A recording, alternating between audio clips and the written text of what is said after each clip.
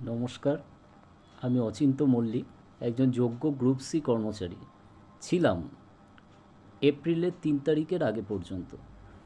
এপ্রিলের 3 তারিখের পরে সুপ্রিম কোর্টের ভার্ডিক্ট অনুযায়ী আমাদের চাকরি বর্তমানে নেই। 6 মাস ধরে আমাদের স্যালারিও নেই। কেন 17 তারিখে সরকার বা বোর্ড একটা এমএ ফাইল করে কেবল টিচারদের এক্সটেনশন নিয়ে এসছেন, কিন্তু আমাদের কোনো এক্সটেনশন দেননি এবং আমাদের ওনারা কর্মচারী হিসেবে ধর্তব্যের মধ্যেও পড়েন, মানে আমরা পড়ি না আর কি। মানে আমাদেরকে কোনো রকমভাবেই পাত্তাই সরকার দিচ্ছে না। আমরা পর্ষদ অফিসে দীর্ঘদিন অনশনে ছিলাম, 11 দিন আমরা অনশন করেছি। তার ফলে একটা ভাতা ঘোষণা আমাদের মুখ্যমন্ত্রী করেছিলেন। ভাতা ঘোষণা করেছিলেন, কিন্তু নোটিফিকেশান যেটা হয়েছে সেখানে যোগ্য অযোগ্যে গুলিয়ে দিয়ে আবার সেই নোটিফিকেশানটা বার করা হয়েছে। আমরা প্রথম থেকে যোগ্যরা যারা আমাদের প্রতিনিধিরা ওখানে বারবার সরকারের কাছে অনুরোধ করেছিলেন, আমরা করেছিলাম আর কি, যে যাতে ভাতাটা কেবল আমাদের জন্যই দেওয়া হয়, যাতে যোগ্যদের দেওয়া হয়। কেন কি অযোগ্যদের দিলে ভাতা কোনো দিনই আমরা পাবো না, সেই জিনিসই হয়েছে। কিন্তু আজকে সংবাদ মাধ্যমে দেখতে পাচ্ছি কুণালবাবু আজকে অনেক কথা বলছেন যোগ্য গ্রুপ সিটি কর্মচারীদের নিয়ে। ওনার বলাটা স্বাভাবিক, কেন ওনার হয়তো হাতে একটু ঘা লেগেছে। কেন আমরা নিরুপায় হয়ে আমরা গতকাল আমাদের কয়েকজন প্রতিনিধি আমরা বিধানসভা চত্বরে গিয়ে বিরোধী দলনেতা শুভেন্দুবাবুর সঙ্গে আমাদের সাক্ষাৎ করেছি এবং আমাদের যা ঘটছে আমাদের জীবনে গত 6 মাস ধরে আমাদের মাইনে নেই, আমরা লোনে জর্জরিত, বাড়িতে চিঠি আসছে লোনের, পরিবার চলছে না। আমার ঘরে একটি বৃদ্ধ মা রয়েছে, আমার অসুস্থ, তার ট্রিটমেন্টও আমি করাতে পারছি না। কেন ডাক্তার দেখানোরও টাকা এই মুহূর্তে আমার কাছে নেই। এই রকম একটা অবস্থা। অথচ কুণালবাবু এখানে দাঁড়িয়ে রাজনীতি করছেন। আমি সবাইকে বলছি, মানে আমার এটা করজোড়ে অনুরোধ, মানে আমাদের পক্ষ থেকে, সকলের পক্ষ থেকে করজোড়ে অনুরোধ, ওনারা সুপ্রিম কোর্টে গিয়ে যোগ্যদের লিস্টটা খালি দিয়ে আমাদেরকে উদ্ধার করুন।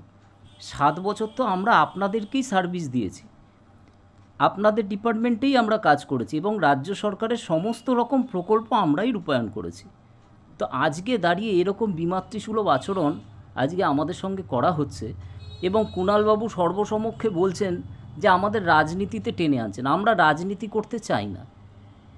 আমাদের একটাই দাবি, সেটা হচ্ছে আমাদের যোগ্যতার বেসিসে পাওয়া চাকরি।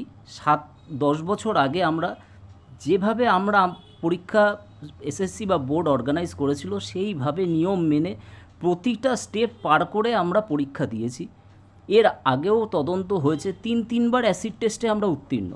বাক কমিটির রিপোর্ট, সিবিআই লিস্ট, সমস্ত জায়গায়, ইভেন সুপ্রিম কোর্টেও আমাদের আনটেন্টেড বলছে।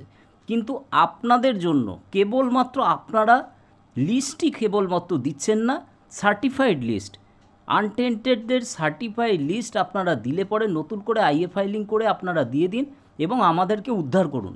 আমাদের নিয়ে আর রাজনীতি বন্ধ করুন।